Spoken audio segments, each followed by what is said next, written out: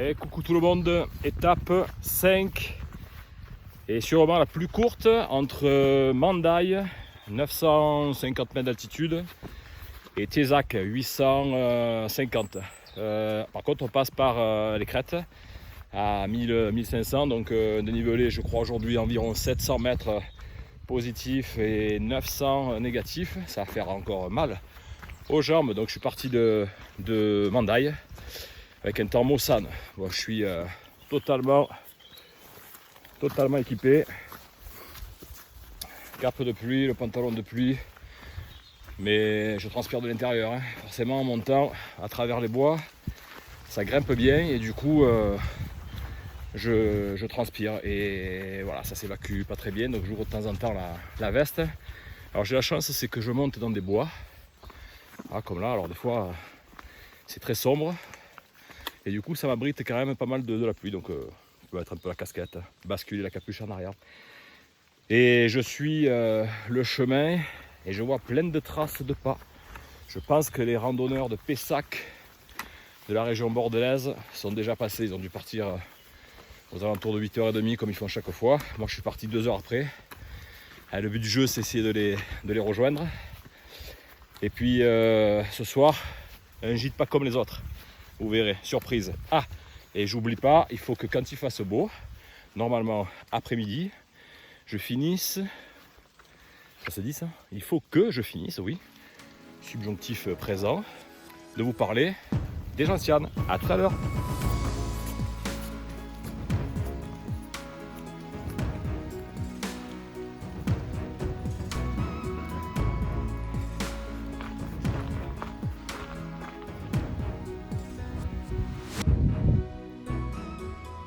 Voilà, je viens d'arriver au col de Pertus, 1h10 depuis Mandaï. Alors sur le topo FFR, il est annoncé en 2 heures. Bon, j'ai pas carburé, hein, je m'arrête en plus pour filmer.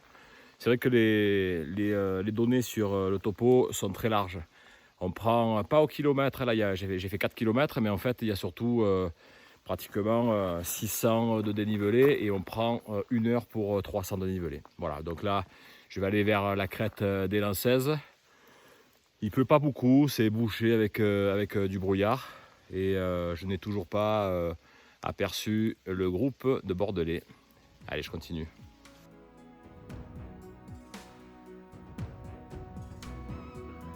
Donc là, je m'enfonce dans le bois vers la crête des Lancaises. Et le col du Pertus permet de basculer de la vallée de la Jordanne, bye bye, vers la vallée de la Serre. Donc la Serre, c'est une rivière qui prend sa source au pied du plomb du Cantal, et qui descend vers le sud de ce même département, vers la Roquebrou. Après, il y a des belles gorges, là d'ailleurs, j'avais fait la randonnée, mais dans l'autre sens, depuis la Val de Serre, en remontant les gorges vers la Roquebrou. Donc la Serre descend jusqu'à la Val de Serre, dans le Lot, pour aller se jeter dans la Dordogne.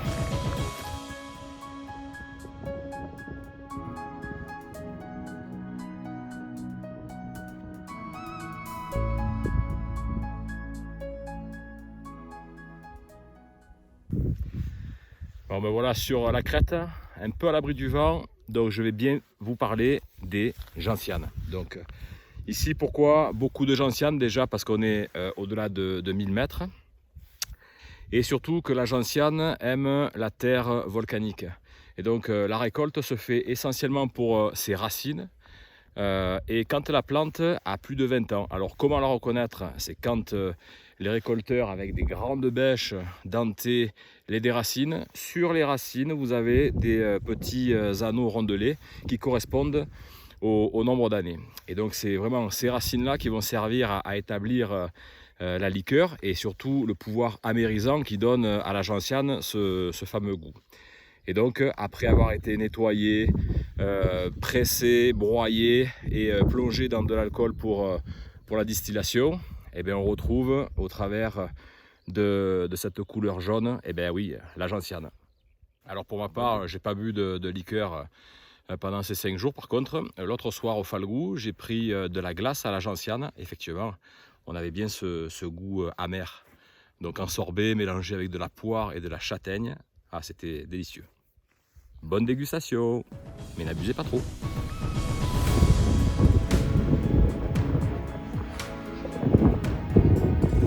À droite, la vallée de la Jordane. Et à gauche, la vallée de la Serre. C'est joli, non, hein?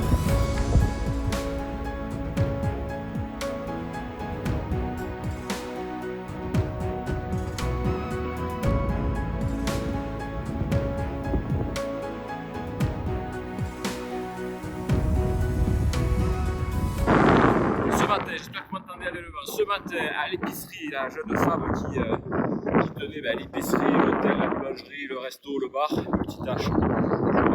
Je discutais avec quelqu'un d'autre de la météo et je disais après-midi ça devrait se lever. Elle faisait signe de la tête non, en disant non, je crois pas, je crois que ça va être ce temps, la pluie et le brouillard toute la journée. Est-ce que ça serait pas la cousine du guide d'avant-hier, cette dame-là? Alors si jamais il y a du soleil, eh ben c'est que c'était sa cousine, quoi.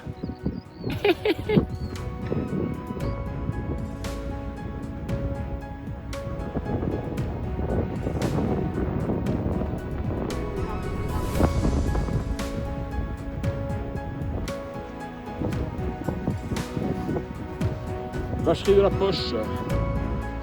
Alors est-ce que c'est ouvert?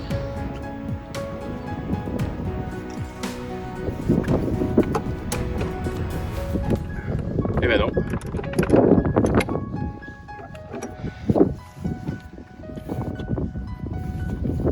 Bonjour. Dommage.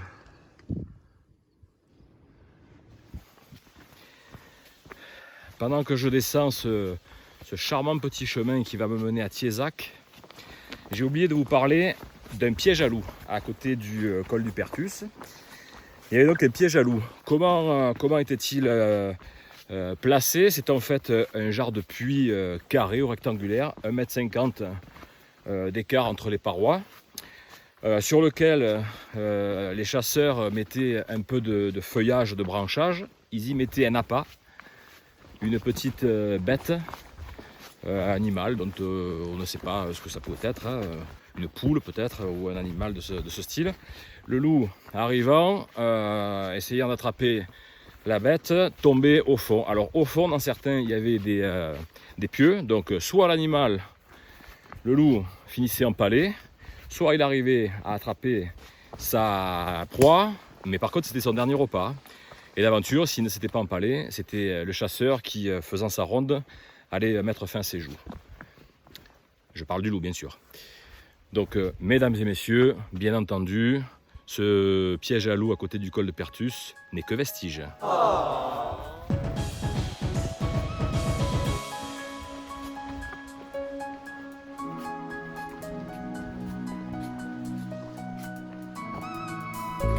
Voilà, j'ai retrouvé les amis de Pessac. On est au clou.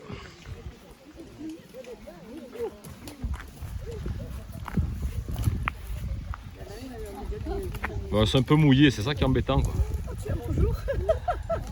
Ah, vous m'avez pas vu? Et Dominique, elle nous enverra ça. C'est curieux. Oui, ah ben regarde, tu vois. Et alors après, on va y aller. Là, on prend les ballons.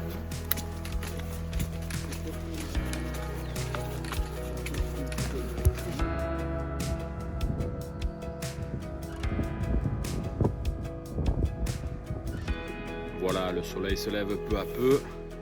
On peut apercevoir un peu mieux la vallée de la Serre avec en bas, on devine les premières maisons du Thiézac. Là, je me suis arrêté à cette belle ferme de la Thielle, la Trielle, pardon.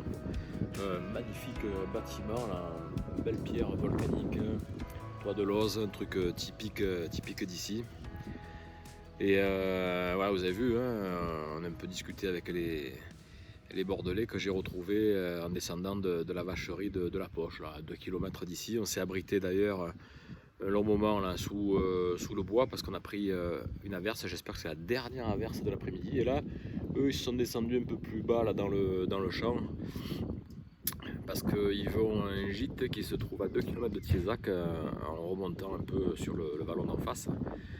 Et ils sont attendus qu'à 17h, donc là il est à peine 14h, on est vachement en avance, moi aussi 15h30 la réception au niveau...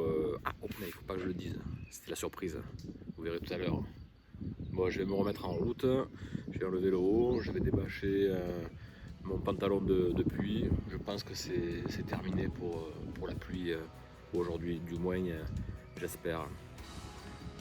Un avant-goût pour demain, départ de Thiézac.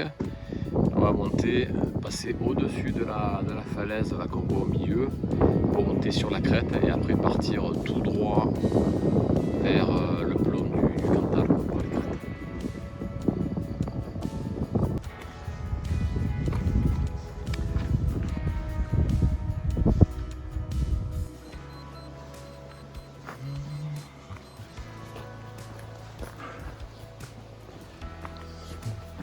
Oh, pardon. Bon courage.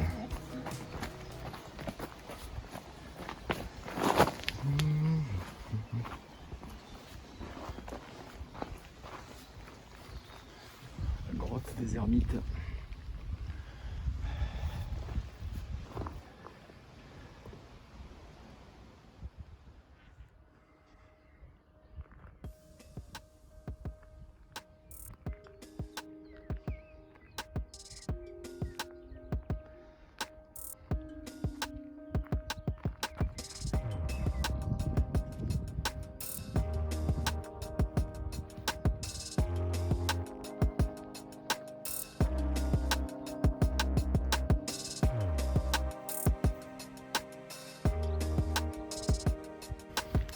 Voilà, j'arrive dans Thiézac.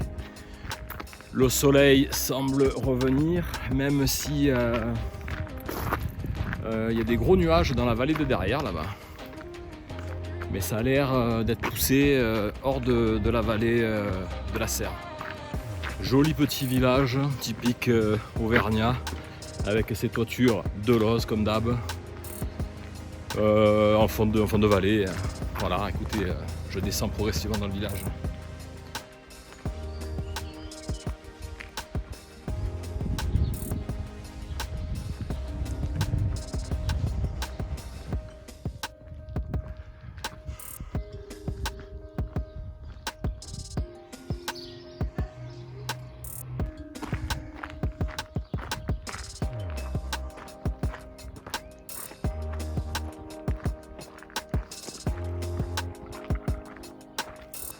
Le camping La Bédisse.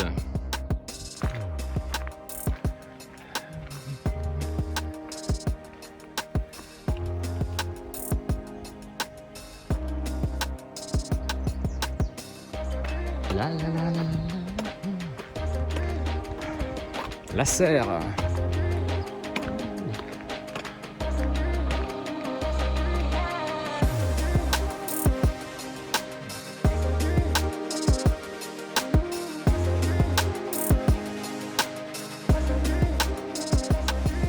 Et voilà, je suis arrivé donc camping de La Bédisse.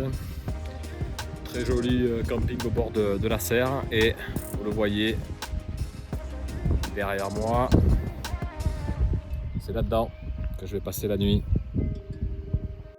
Voilà, tente bivouac au bord du stade communal et je me suis assuré qu'il n'y ait pas de match ce soir, donc ça va être nickel. La petite table en bas pour manger, de l'électricité, une lampe. Là, je prépare le nécessaire pour aller à la douche. Et donc c'est la visite. Voilà. Donc tente bivouac avec un vrai lit pour deux. Couette sous à l'aise jetable pour côté assuré. Juste là, une petite lampe de chevet, un point électrique. Ah, c'est le confort de David Croquette.